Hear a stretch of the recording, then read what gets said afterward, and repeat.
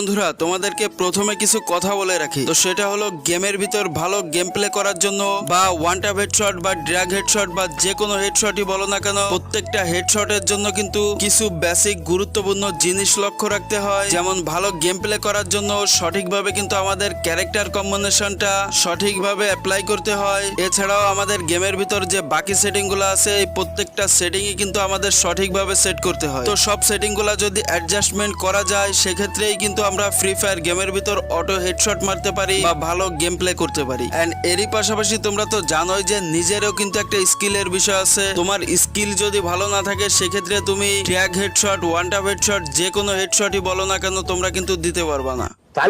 তো এখন তোমাদেরকে বলবো যে আসলে আমাদের ফ্রি ফায়ার গেমের সেটিং এর ভেতর কোথায় ড্র্যাগ হেডশট সেটিংটা আছে। এর জন্য তোমরা প্রথমেই ফ্রি ফায়ার গেমের সেটিং অপশন চলে আসবা, এন্ড এখানে কিন্তু তোমরা বেসিক সেনসিটিভিটি কন্ট্রোল সেটিং লেখা দেখতে পাচ্ছ।